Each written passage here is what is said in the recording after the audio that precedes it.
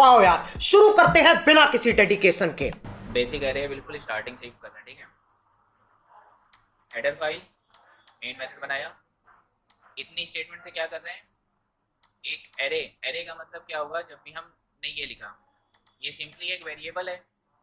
अगर इसके सामने हम क्या लगा दे रहे हैं, स्क्वायर ब्रैकेट, तो ये क्या बन गया, एक वन डायमेंशनल एरे या सिंगल डायमेंशनल। अगर हम दो ब्रैकेट लगा देंगे तो क्या हो जाएगा, 2D एरे। ठीक, ये जो 10 लिखा हुआ है ये क्या बताएगा, एरे का साइज, कितने नंबर ऑफ एलिमेंट हम स्टोर करा सकते हैं, ठीक है। अब हमने क्या करा, print F enter the number, number input हो गया। एक मैसेज दिया, enter the number in array.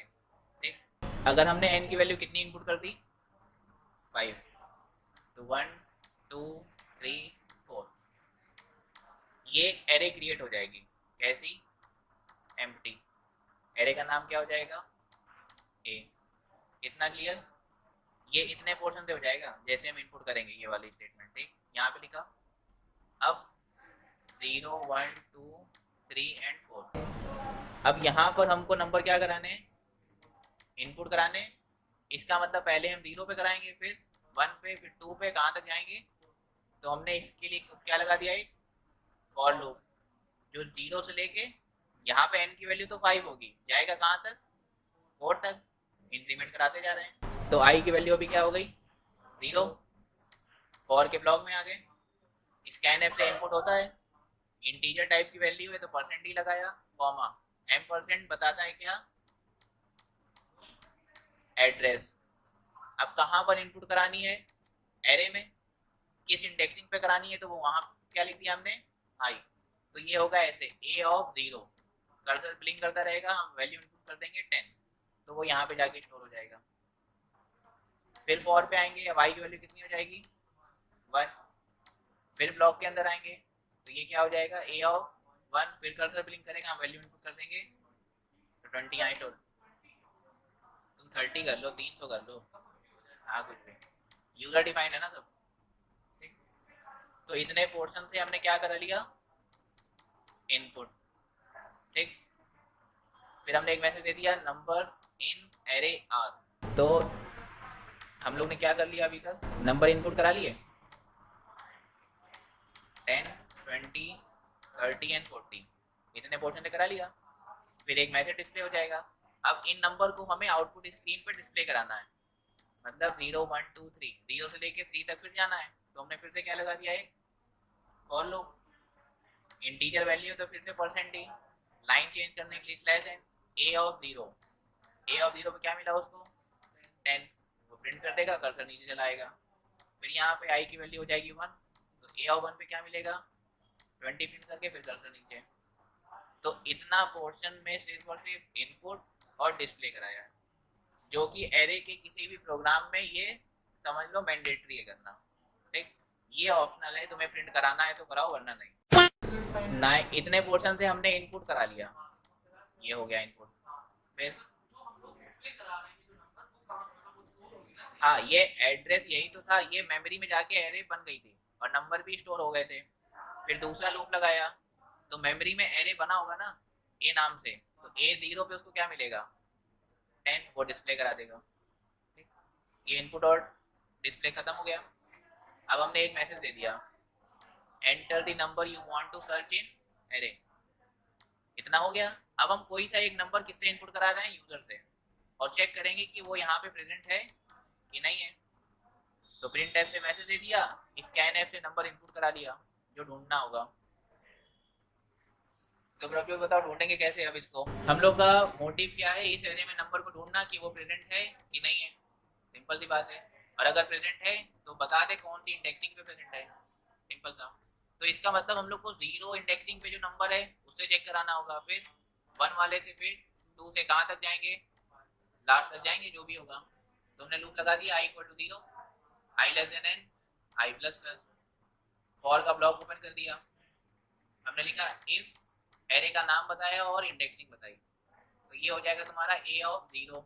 a of 0 का मतलब हो गया 10 हो गया, डबल इक्वल टू जो भी p में वैल्यू है, सपोज 40 है, तो ये कंडीशन क्या हो गई, तो ये इफ के बाहर आ जाएगा।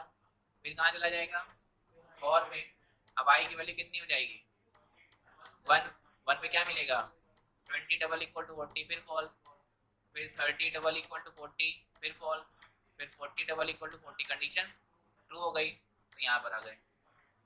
प्रिंट है मैसेज दे दिया ऐसी number found at position percent d, i का मतलब इंडेक्सिंग होगी, हाँ पोजीशन जहाँ पे 40 प्रेजेंट था। नंबर मिल गया तो हमने क्या करा लिया काउंट कर लिया कि नंबर मिला कि नहीं मिला। ऐसा भी तो हो सकता है ना कि नंबर एक भी बार प्रेजेंट नहीं है या एक से ज्यादा बार प्रेजेंट है, हो सकती ना पॉसिबिलिटी। ठीक, फिर गए फिर आखिरी में ढूंढा, हम बता रहे थे 50 डबल इक्वल टू 40 कंडीशन क्या हो गई 60 डबल इक्वल टू 40 फिर आप लोग के बाहर आ गए। अब इससे पता चलेगा ना नंबर मिला था कि नहीं मिला था।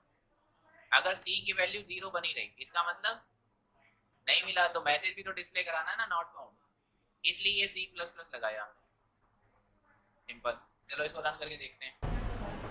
ये वाला मैसेज डिस्प्ले हो रहा है एंटर दी नंबर, हमने क्या कर दिया suppose 5, enter the number in array message आ गया, इसका मतलब ये फॉर लूप चल रहा है, इसका मतलब ये स्कैन अप स्टेटमेंट चल रहा है। देखो कर्सर ब्लिंक हो रहा है ना, तो हमने एंटर कर दिया 10 फिर 20 30 40 50 इतना करा क्योंकि 5 नंबर थे इनपुट कर दिए। फिर ये वाला मैसेज डिस्प्ले हो गया numbers in array are, print f की स्टेटमेंट की हेल्प से ये सारे डिस्प्ले हो गए।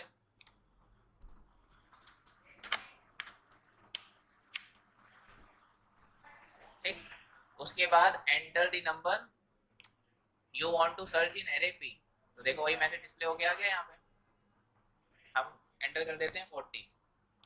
ठीक, अब ये कंडीशन अगर ट्रू होगी तो नंबर फाउंड एट पोजीशन बता देगा। देखो अरे एंटर क्यों नहीं हो रहा। ठीक, नंबर फाउंड एट पोजीशन 3 देख लो 0 1 2 3 सही आ रहा है। दोबारा रन कर लेते हैं जिसमें नंबर ना हो। ठीक, नंबर एंटर कर देते हैं सपोज 10, नंबर नॉट फाउंड क्योंकि सी की वैल्यू 0 बनी रही होगी, यहाँ पे नंबर मिला नहीं, if c double equal to 0 number not found. अगर नंबर मिला तो सी प्लस प्लस होगा वरना नहीं होगा। ठीक, अगर मिल गया तो इसकी वैल्यू कितनी हो जाएगी, अगर नहीं मिला तो उसके लिए हमने क्या लगा रखा है, यही तो है ना। अगर सी की वैल्यू 0 बनी रही it means number not found in array. ये एक एरे बना ली हमने, इसमें नंबर अनसॉर्टेड फॉर्म में भी हो सकते हैं और सॉर्टेड फॉर्म में भी हो सकते हैं। इन दोनों वर्ड का मतलब सॉर्टेड का मतलब नंबर या तो असेंडिंग में अरेंज होंगे या डिसेंडिंग में, सही है ना, और कुछ तो हो नहीं सकता। यहाँ पर अनसॉर्टेड का मतलब समझ गए, किसी भी ऑर्डर में ना हो, ऐसे ही नंबर फिल कर दिए हमने 10 1 2 8 कुछ ऐसे फिल कर दिए 90 70। आप सुनो ध्यान से, सपोज दिव्या का मन कर रहा है नंबर चेक करने का 40 कि इसमें प्रेजेंट है कि नहीं है। तो ईशान ये बताओ इस केस में कितने टाइम्स ये लूप चलेगा। हाँ 999 ना बोल के 1000 बोल दे क्योंकि 0 से स्टार्ट करा है। तो एक नंबर चेक करने के लिए कितने नंबर ऑफ टाइम लूप चल रहा है 1000 टाइम। ये एरे के साइज पर डिपेंड करेगा, ये कॉन्सेप्ट क्लियर हो गया। अगर ये शॉर्टेड हो चाहे अनसॉर्टेड हो तब भी कितने टाइम चलेगा 1000 टाइम। अब इसका ड्रॉबैक क्या है देखो, 1000 टाइम चल गया फिर भी आखिरी में नंबर नहीं मिला। बाइनरी के केस में देखो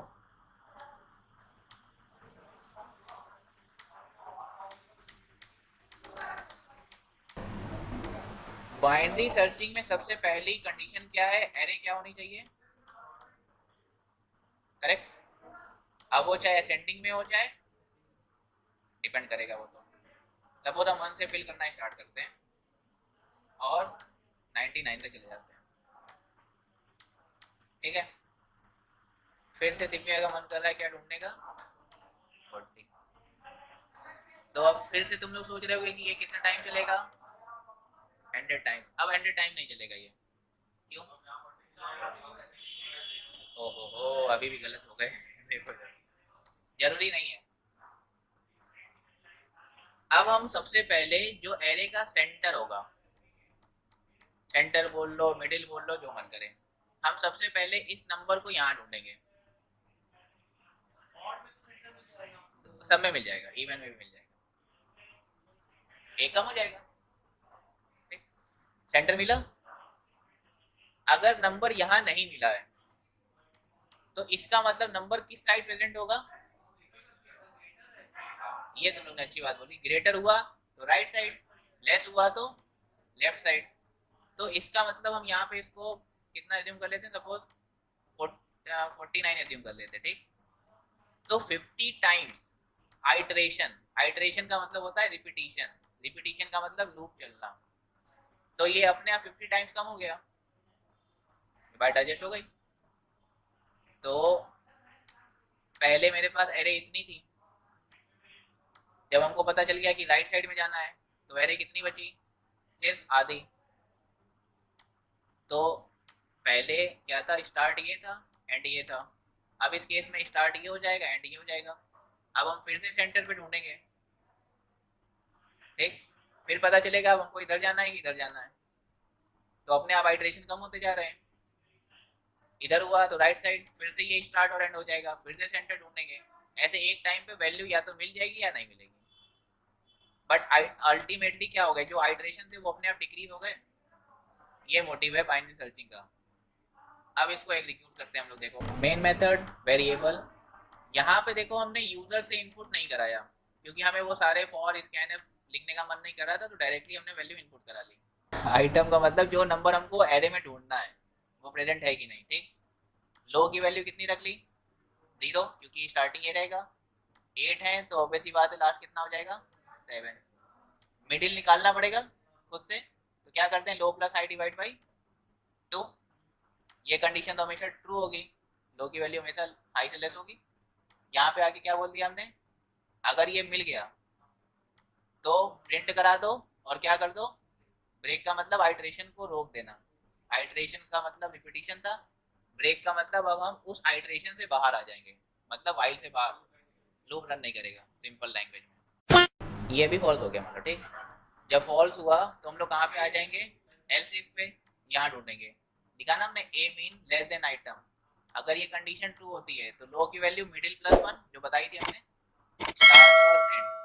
मिडिल प्लस 1 का मतलब अब यहाँ पर हो जाएगा। ठीक, ये फॉल्स होता है तो एल्स आ जाएंगे, इसका मतलब नंबर इस साइड प्रेजेंट है। अब एंड क्या हो जाएगा, ये मिडिल -1। एक बार फिर से हम रिपीट कर देते हैं थोड़ा सा धीरे। ये थी नॉर्मल एरे, अगर मिडिल पे नंबर मिल रहा है और वो राइट साइड प्रेजेंट है तो इतनी एरे हो जाएगी।